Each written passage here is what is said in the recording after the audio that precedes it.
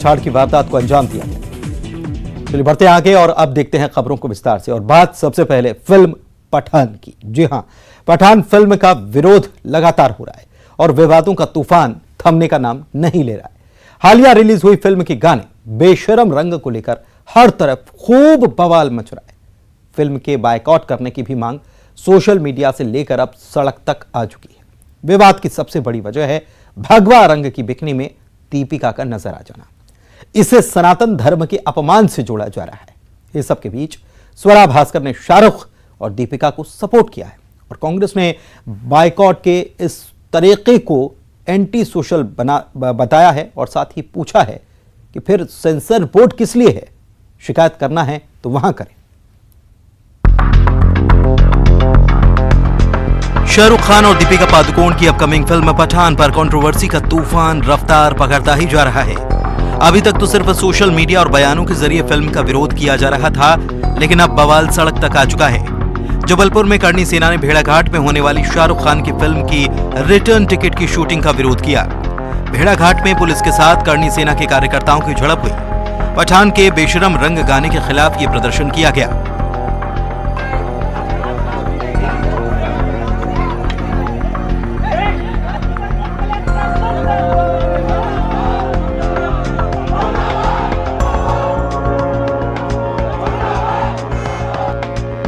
पठान पर मचे इस भारी बवाल के बीच बॉलीवुड के कलाकारों ने शाहरुख और दीपिका की तरफ से मोर्चा संभाला है। खासकर स्वरा भास्कर ने सत्ताधारी नेताओं पर तंज कस डाला। स्वरा ने ट्वीट किया है कि मिलिए हमारे देश के सत्ताधारी राजनेताओं से। अभिनेत्रियों के कपड़ों को देखने से फुर्सत मिलती तो क्या पता कुछ काम भी कर लेते। खास बात यह है कि स्वरा ने अपने ट्वीट में मध्य प्रदेश के गृह मंत्री नरोत्तम मिश्रा के बयान की तस्वीर भी शेयर की है। ऐसा इसीलिए क्योंकि गृह मंत्री नरोत्तम मिश्रा फिल्म की वेशभूषा और सीन पर आपत्ति जता चुके हैं।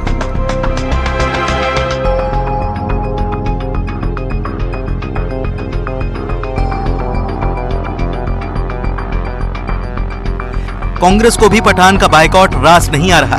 राज्यसभा सांसद विवेक तनखा ने इसके तरीके को एंटी सोशल बताया है। मुझे ये जो तरीका बिल्कुल पसंद नहीं है, क्योंकि ये एंटी सोशल होता है। अगर फिल्म आपको पसंद है या नहीं पसंद है, या नहीं होनी चाहिए या होनी चाहिए, इसके लिए एक सेंसर बोर्ड है। हमको अगर कोई आपत्ति है तो हमको सेंसर बोर्ड के सामने रखनी चाहिए और आप कोई भी आपत्तिजनक सीन होगा वो सेंसर बोर्ड उसको देखेगा और डिलीट कर सकता है। अगर व्यक्तिगत रूप में अगर हम लोग फिल्मों पे कमेंट करेंगे और आर्टिस्ट पे कमेंट करेंगे तो इसका कोई अंत नहीं है। फिर हमको ये नहीं मालूम कि कौन सी फिल्म इस देश में चल पाएगी या नहीं चल पाएगी। ये देश की इमेज के लिए भी अच्छा नहीं है और समाज के इमेज के लिए भी ठीक नहीं है। लेकिन अभी उधर पठान पर मध्य प्रदेश के बीजेपी नेताओं का हमला जारी है। अब भोपाल सांसद साध्वी प्रज्ञा सिंह ठाकुर और जयभान सिंह पवैया जैसे पार्टी के फायर ब्रांड नेताओं का बयान आया है। एक तरफ जहां साध्वी ने कहा है कि भगवा का अपमान करने वालों का मुंह तोड़कर हाथ में दे देंगे, तो पवैया ने कहा कि हिंदुओं के खरीदे गए टिकट से शहंशाह बनने वाले लोगों के चौपाटी पर भीख मांगने तक ऐसी फिल्मों का बहिष्कार होना चाहिए। लेकिन मैं ये ठोक करके बोलती हूँ कि जिसने भगवा का अपमान किया उसको भारतीय जनता पार्टी ने और भारतीय जनता पार्टी के साथ हमारी जनता ने मुंहतोड़ जवाब दिया है। अब भगवा को अगर कोई अपमानित करेगा तो उसको मुंहतोड़ जवाब नहीं, उसका मुंह तोड़ के हाथ में रखने की हिम्मत रखते हैं। और इसलिए रखते हैं क्योंकि सनातनी जीवित है, सनातनी जिंदा है। हम सन्यासी भी इसके लिए कभी पीछे नहीं हटेंगे। ये हिंदुओं के खरीदे हुए टिकटों से मुंबई के शहंशाह बनने वाले लोग जब तक चौपाटी पर कटोरा लेकर भीख नहीं मांगने लगे तब तक चैन से नहीं बैठना चाहिए दर्शकों को। देखिए, देश में बहुत हो चुका। आज़ादी के बाद लगातार हिंदू आस्था को तार तार करने की और देश को स्वाभिमान शून्य करने की कोशिश की जाती रही और उसी का हिस्सा है ये अभिव्यक्ति के नाम पर। और इसलिए मैं मध्य प्रदेश सरकार की ओर से जो बयान आया है गृह मंत्री जी का, उसका भी स्वागत करता हूँ। संतों ने बहिष्कार की अपील की है। मैं हृदय से आह्वान करता हूँ हिंदू समाज को कि देखिए, इन हरकतों का सच्चा जवाब बहिष्कार के अलावा कुछ नहीं है। रिपोर्ट्स के मुताबिक शाहरुख खान ने कोलकाता में एक फिल्म फेस्टिवल के दौरान इस मसले पर चुप्पी तोड़ी है। उनका मानना है कि गिने चुने लोग सोशल मीडिया के जरिए निगेटिविटी को बढ़ावा दे रहे हैं। एक्टर का कहना है कि सिनेमा समाज को बदलने का एक जरिया और साधन है। शाहरुख ने कहा कि वे सकारात्मक हैं और इससे उन्हें कोई फर्क नहीं पड़ता। बहरहाल पठान पर बवाल जल्द खत्म होता नजर नहीं आता। Bureau report, news 18। Madhya Pradesh में धर्म परिवर्तन के बढ़ते मामलों के बीच सरकार ने एक और बड़ा कदम उठाया है। मध्य प्रदेश धार्मिक स्वतंत्रता कानून के तहत सरकार ने एक नए नियम का नोटिफिकेशन जारी किया है। इसके तहत धर्मांतरण के 60 दिन पहले जिला मजिस्ट्रेट को घोषणा पत्र पेश करना होगा। मध्य प्रदेश में धर्मांतरण के मामलों में आई तेजी के बीच सरकार ने बड़ा कदम उठाया है। अब सूबे में धर्म परिवर्तन करने और कराने वालों को 60 दिन पहले जिला मजिस्ट्रेट को घोषणा पत्र देना होगा। ये बताना होगा कि वो अपनी मर्जी से धर्मांतरण करना चाहते हैं। वहीं धर्म परिवर्तन करवाने वाले धर्म गुरु को भी घोषणा पत्र के जरिए ये बताना होगा कि कब और कहां धर्मांतरण की विधि पूरी की जाएगी। मध्य प्रदेश में मौजूद धार्मिक स्वतंत्रता कानून के तहत ही इस नए नियम को लागू किया गया है। सरकार ने इसे लेकर नोटिफिकेशन भी जारी कर दिया है। इस नए नियम के बाद सरकार के पास धर्म परिवर्तन करने वालों का पूरा रिकॉर्ड रखा जाएगा। बीजेपी का कहना है कि इससे जबरन धर्मांतरण की घटनाओं पर रोक लग पाएगी। मैं समझता हूं कि जब ये इस प्रकार की पारदर्शिता आएगी और इस प्रकार का कड़ा कानून बनने का काम होगा तो जबरिया गरीबों को, विशेष करके महिलाओं को, लाचारों को, आदिवासी बहनों को जिस प्रकार से जबरिया धर्म परिवर्तन करवाए जाने की घटनाएं होती थी वो घटनाएं रुकेगी, उस पर प्रतिबंध लगने का काम होगा। उधर धर्मांतरण पर सरकार के इस नए कायदे को लेकर कांग्रेस ने निशाना साधा। कांग्रेस का कहना है कि धर्मांतरण जैसे संवेदनशील मुद्दे पर सरकार राजनीति कर रही है। कांग्रेस ने सवाल उठाया है कि पहले से कानून होने के बावजूद नए नोटिफिकेशन की जरूरत क्यों पड़ गई। पार्टी का आरोप है कि जबरन धर्मांतरण के खिलाफ कार्रवाई में इच्छा शक्ति की कमी दिखाई दे रही है। धर्मांतरण के विरुद्ध पूर्व से कानून होने के बावजूद भाजपा सरकार द्वारा नया कानून बनाया गया, लेकिन इस कानून के बावजूद लगातार धर्मांतरण की शिकायतें आ रही हैं, मामले आ रहे हैं। सरकार द्वारा धर्मांतरण जैसे संवेदनशील मुद्दे पर राजनीति की जाती है, कानून का कड़ाई से पालन नहीं किया गया। अब फिर से गजट नोटिफिकेशन किए जा रहे हैं और कहा जा रहा है कि इससे धर्मांतरण के मामलों पर रोक लगेगी, लेकिन सरकार की इच्छा शक्ति में कमी दिखाई देती है। इसलिए इस तरह के अपराध लगातार हो रहे हैं। सरकार को राजनीति छोड़कर धर्मांतरण के विरुद्ध सख्त कार्रवाई करना चाहिए और कानून का कड़ाई से पालन करना चाहिए। दरअसल धार्मिक स्वतंत्रता कानून के बावजूद मध्य प्रदेश में धर्मांतरण के मामले थम नहीं रहे। लालच, धोखा या जबरिया धर्मांतरण एक बड़ी समस्या बनती जा रही है। खासकर आदिवासी इलाकों में ये बहुत ज्यादा है। सीएम शिवराज सिंह चौहान कई बार इसे लेकर चिंता जाहिर कर चुके हैं। ऐसे में सरकार नया नियम लेकर आई है। वासु चौरे के साथ रंजना दुबे, न्यूज़ 18, भोपाल। चुनाव नजदीक आते आते मध्य प्रदेश में वादों की सियासत तेज हो गई है। बूंदाबांदी शुरू हो गई है। किसान कर्ज माफी से राम वन गमन पथ तक वादों की बौछार हो रही है। पूर्व सीएम कमलनाथ ने ऐलान किया है कि कांग्रेस की सरकार अगर बनी तो राम वन गमन पथ का निर्माण शुरू कर दिया जाएगा। वहीं कांग्रेस किसानों के कर्ज माफी का वादा निभाने की बात भी कह रही है। लेकिन कांग्रेस के इन चुनावी वादों पर बीजेपी ने सवालों की बरसात कर दी है। देखिए।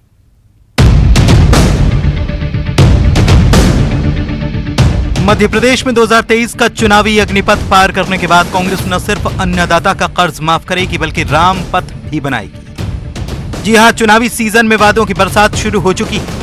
पूर्व सीएम कमलनाथ ने शिवराज सरकार पर राम वन गमन पथ निर्माण प्रोजेक्ट को बंद करने के आरोप लगाए हैं और ऐलान किया है कि कांग्रेस की सरकार सत्ता में आई तो राम वन गमन पथ का निर्माण फिर से रफ्तार पकड़ लेगा।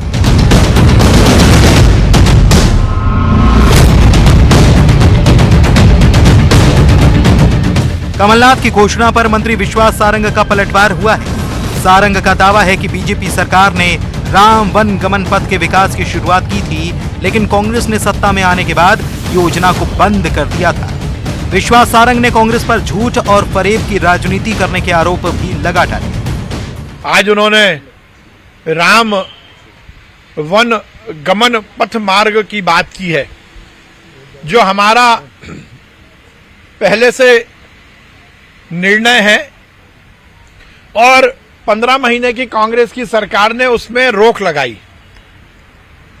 2 दिन पहले उन्होंने गौ संरक्षण की बात की थी। आप सबको मालूम है गौ माता की को सेठों के हाथों बेचने की उनने षड्यंत्र रचा था। कमलनाथ जी ने 15 महीने में जब वो मुख्यमंत्री थे एक भी जनता के कल्याण का काम नहीं किया। 2023 में किसानों की कर्ज माफी भी बड़ा मुद्दा रहने वाला है। कांग्रेस का वादा है किसानों के कर्ज माफी का, जबकि बीजेपी का आरोप है कि पिछली बार जब कांग्रेस सरकार में आई थी तो किसानों को डिफॉल्टर बना दिया गया था। उस समय के मुख्यमंत्री कमलनाथ जी ने घोषणा कर दी कि कोऑपरेटिव बैंक है, सबके कर्जे माफ करेंगे। भाई अगर आपको कर्ज माफ करना थे तो मध्य प्रदेश की सरकार कोऑपरेटिव बैंकों में पैसा जमा करना चाहिए था, तो इनने पैसा जमा नहीं किया। जमा नहीं तो क्या हुआ कि किसानों को लगा पैसा जमा हो गया होगा, किसानों को लगा कर्जा माफी हो गई। इसके कारण किसानों ने पैसा जमा नहीं किया, तो उसके कारण बड़ी संख्या में किसान डिफॉल्टर हो गए। उधर कांग्रेस कह रही है कि सरकार में अगर वो आती है तो वो हर वादा पूरा करेगी। 100% जो हमारे पिछले सरकार के दौरान वायदे थे, जिन्हें पूरा करने के लिए कमलनाथ जी ने 1.5 साल में भरकम कोशिश की, और जो अधूरे हैं उनको सरकार आते ही हम चालू करेंगे। चाहे कितने भी कर्ज में सरकार हमें चाबी देकर जाएगी लोकतंत्र में, मगर हमारे वो सारे काम कमलनाथ जी पूरे करेंगे, क्योंकि कमलनाथ जी यानी कमिटमेंट का दूसरा नाम। सारे महाकाल जी हों, ओंकारेश्वर जी हों, राम पथवन गमन हो, किसानों की ऋण मुक्ति हो, 100 रुपए में 100 यूनिट बिजली हो, वो सारी योजनाएं जो हमारी थी वो पूरी होंगी। अभी तो ये वादों और घोषणाओं की बूंदाबांदी है। जैसे जैसे चुनाव नजदीक आएगा वादों की भारी बरसात देखने को मिलने वाली है। अनुराग श्रीवास्तव, न्यूज़ 18 भोपाल। मध्य प्रदेश में वोट प्रतिशत बढ़ाने के लिए बीजेपी और कांग्रेस अपना अपना एक्शन प्लान बना चुकी है। 2018 में बीजेपी का वोट परसेंटेज ज्यादा था, लेकिन फिर भी कांग्रेस को सीटें ज्यादा मिल गई। हालांकि कई इलाकों में वोटों के मामूली फर्क से हार जीत का फैसला हुआ था। ऐसे में दोनों दलों की नजर वोट परसेंटेज को और बढ़ाने की है।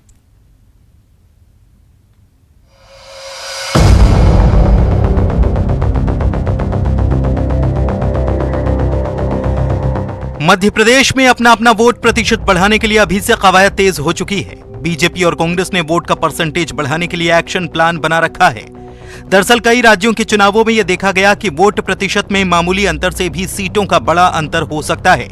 गुजरात और हिमाचल के चुनाव में वोट प्रतिशत भी एक बड़ा फैक्टर रहा है।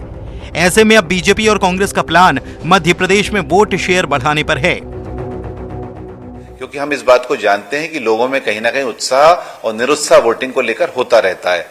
आप जानते हैं कि जिस तरह से आज सबकी सहभागिता वोटिंग को लेकर होना चाहिए, उसमें कुछ ना कुछ कमी रह जाती है। उसमें केवल चुनाव आयोग काम करे जरूरी नहीं है, उसमें राजनीतिक दलों को भी आगे आना ही चाहिए। हमारे पास कहीं ना कहीं ऐसे बहुत अच्छे कार्यक्रम, ऐसे बहुत सारे प्रयास हैं जो भारतीय जनता पार्टी इस वर्ष में करने वाली है, जिसको लेकर हम लोग मतदान का प्रतिशत बढ़ाएंगे और कहीं ना कहीं इस माध्यम से हम उन वर्गों में और उन लोगों में जो सहभागिता अभी तक नहीं कर पाते उनमें पहुंचने का प्रयास करेंगे। 2018 में बीजेपी का वोट प्रतिशत 2013 की तुलना में कम था। इसका असर चुनावी नतीजों पर भी पड़ा था। ऐसे में बीजेपी ने इस बार वोट शेयर पर फोकस बढ़ा रखा है। बीजेपी ने पन्ना प्रभारियों की तैयारियों पर जोर दिया है, तो कांग्रेस 1 बूथ 5 यूथ अभियान से वोट प्रतिशत बढ़ाने की जुगत लगा रही है। लेकिन कांग्रेस का एक अलग दर्द भी है। पार्टी को डर है कि बीजेपी अगर चुनाव नहीं जीत रही होगी तो वोट शिफ्ट करवा देगी और कांग्रेस के वोटर्स को वोटिंग लिस्ट से हटवा देगी।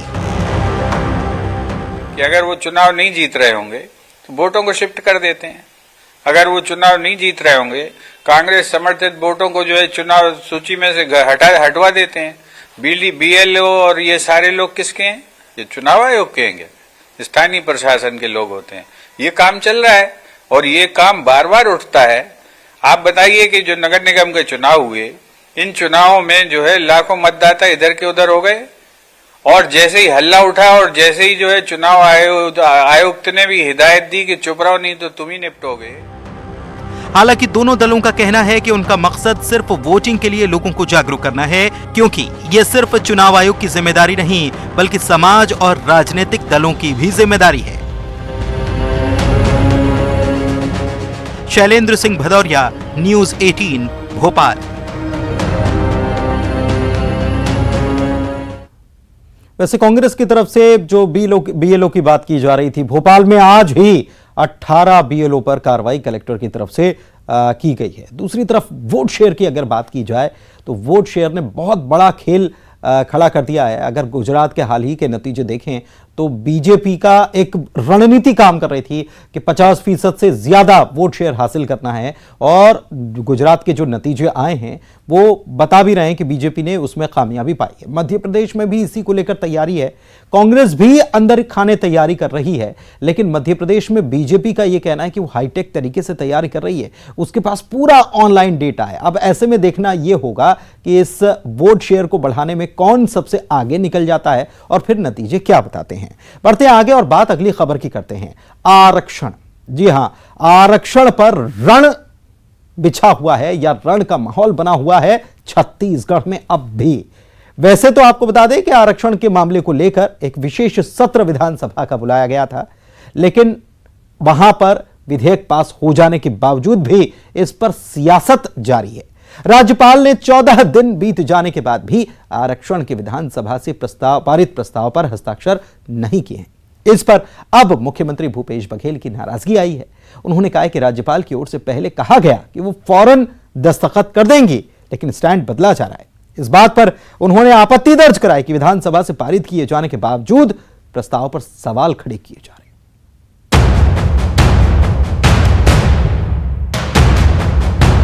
आरक्षण विधेयक को लेकर राजभवन और सरकार आमने सामने आ गई है। सीएम भूपेश बघेल ने राजभवन के अधिकारियों पर राज्यपाल को गलत सलाह देने के आरोप लगाए हैं। इतना ही नहीं, सीएम ने राजभवन के अधिकारियों पर बीजेपी के हाथ में खेलने का भी आरोप लगाया। उन्होंने कहा कि राजभवन बीजेपी की कठपुतली बना हुआ है। सीएम ने बीजेपी पर दो मुंही बात करने का भी आरोप लगाया है। आरक्षण मसले पर राजभवन की ओर से किए जा रहे सवालों पर सीएम ने कहा कि उन्हें वो अधिकार ही नहीं। सीएम ने तीखे अंदाज में कहा कि विधानसभा से पारित होने के बाद किसी विभाग से जानकारी नहीं ली जाती। बीजेपी के लोगों के इशारे पर राजभवन का खेल हो रहा है। उसे वो अधिकार है ही नहीं।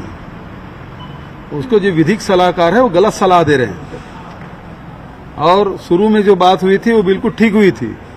राज्यपाल जी ने क्या कहा था, जैसे विधानसभा से प्रस्ताव पारित होता है या अध्यादेश सरकार लाती है, मैं तुरंत हस्ताक्षर करूंगी। तो आरक्षण कोई एक वर्ग का नहीं होता, आरक्षण में सारे वर्गों के लिए होता है, सारे नियम होते हैं। क्या ये बात राजभवन को पता नहीं?